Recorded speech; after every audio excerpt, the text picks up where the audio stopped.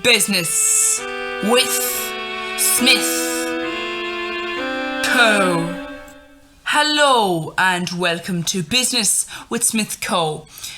So basically, we were looking at something called a price when it comes to the 4 P's, but then you also have promotion. That's what we'll be talking about today. So there are 4 main promotional techniques that that I'll be looking at, which would be advertising, public relations, sale promotions, and personal selling.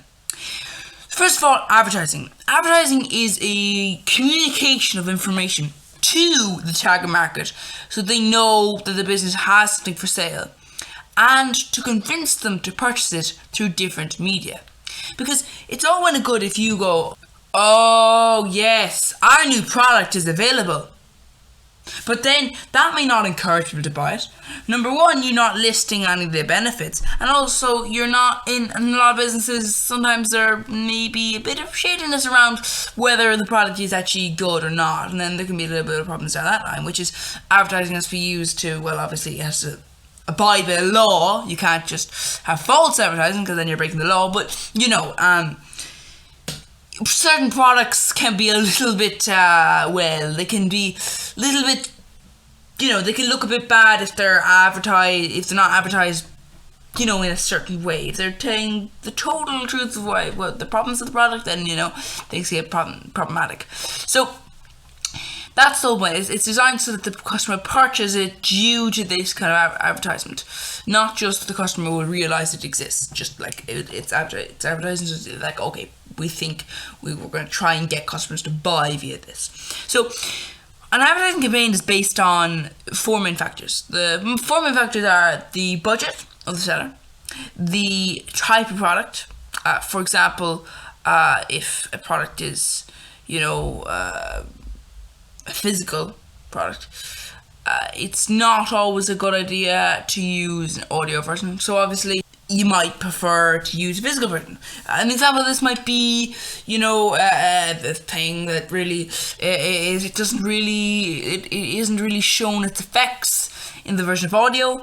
If it's like a method of cleaning or whatever the case may be, you might advertise in that area, but it's not the best way to advertise. So you'd advertise in there to remind the person of, all this sort of kind of thing. Go, oh, okay, oh yes, oh, that product exists. Yeah, oh, I should get that product. And you might also want to advertise online or elsewhere. Then you have the amount of information the seller needs to get across. For example, you can actually fit a lot of information about products into a newspaper advert. For a full page newspaper advert, you can fit a lot of information in. It might not be read as much, but you're still able to. For the people who are interested, you can. People who are interested but aren't going to go to the trouble of actually looking it up. Who just come across it and go, oh, that product.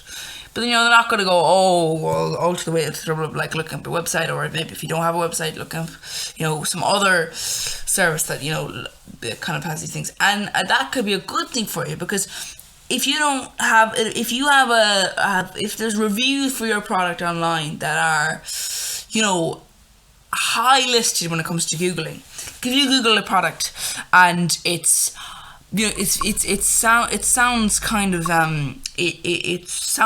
bad to the customer because they clicked on the one of the first few links, and one of the first few links was actually a review of the product, and that product isn't reviewed very well. Then that can harm the customer sales. But if it can harm the seller sales. But obviously, if instead the customer views on a newspaper advert, well, suddenly then no, because now they're not gonna. If you get their information off adverts instead of going through looking it up, then they may be able to. Well, basically, they may not go to the trouble of looking up all the information, and that obviously is a bad thing because the customer should be informed. But for the seller, it's a good thing. Now, there are so many functions of advertising. Advertising has the function to inform. As I said before, some adverts are used to provide information to people, but not with the intention of persuading them to buy certain products. This technique may be used when a business needs to recall a certain batch of products, or to tell a customer that they will have a planned distribution to services for maintenance, or any sorts of things like that. Because it means that you don't get this kind of sudden annoyance where it's like, oh, I bought this product 2 weeks ago. And then they send you an email saying, oh yeah, sorry, when you contact them, oh sorry, we've got a delay there. Like, that's obviously more annoying than maybe order in 2 weeks' time, because, you know, it's going to have a little bit of a delay, you know, in our products. And the same thing's the other area when you have this sort of thing when I said inform. And in some cases, this is like a flip side where it's like to not inform in a way, because it's like, well, you know, you're not really informing so much as you are, you know, well, lying in a way. But you're not lying outright, you're just not having some information. Anyway, next you have to persuade. Now, when a business wants to persuade, they may use advertising, because this is when companies start to convince the customer to buy products. This can be a hard sell or soft sell. A hard sell is a direct encouragement to buy by showing the benefits of the products. A soft sell is more just to associate a feel-good factor with the product, so that the target market might feel more inclined to purchase it. You know, it's a little bit more, I think sometimes different people might prefer different types of things to be sold to them. Some people might just look at a hard sell as just a direct sort of, you know, just as a direct kind of advert, and that sometimes can kind of feel a little bit, you know, some people like, oh, and that's an advert, I'm not gonna buy that product. But soft sell might be a little bit easier for some people. Oh, sometimes it's the other way around. People will be like, but you didn't show me the benefits. You just basically said this product, this person's happy with this product. I mean, I might not be, you know, which is fair, and that can obviously, it all depends on the target market. So then you have a third factor. So the third factor will be to be competitive. A business may launch an advertising campaign with the aim of highlighting the differences, or, you know, similarities with benefits, to set it apart from its rivals. This could be a direct comparison of price, quality, after-sales services, or anything else like that. This can mean that you're essentially saying to, like, this is generally used really not so much as a advertising to the general target market, more as an advertisement to basically fans or buyers of the competitors' products. So, you know, this is the kind of thing you'll see a lot of the time in different areas, where in foodstuffs, a lot of times this happens, where it's like, you know, you're like, because you do have very similar products, and sometimes they're very, very similar. In some cases, they're actually exactly the same, just under a different brand label.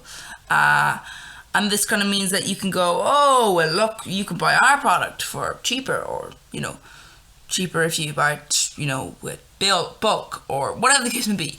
You know, you can buy all these things, and all sorts of things are affordable in that way. And you've got the sort of thing, you know. You are able to do this because, you know, it benefits the sort of business by saying essentially to the competitor, well, the competitor's customers, you can buy our product as well, you know. Then you have the next factor, which is to remind. Companies may use adverts to keep their brand in customers' minds. This will be so that they remember them. They often use business colours, slogans, and logos along with a small bit of text. Remember to be informed. Now, obviously, you do have some dodgy areas here. For example, betting.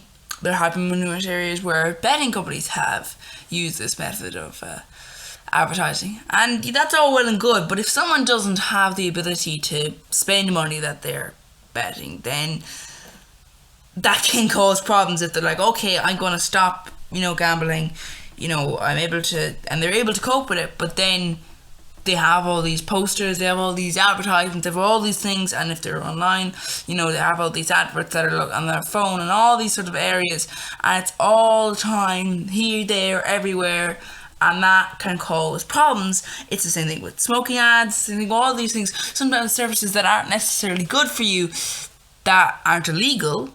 If they aren't illegal, then these methods of advertising can actually affect your mental health, and there's all that. So then you have generic advertising. This promotes the sale of a certain type of good, not a certain type of brand of good. So what this means is that producers pool resources and advertise without naming the individual brands, so the total sales will go up for the product of all brands, so they all benefit.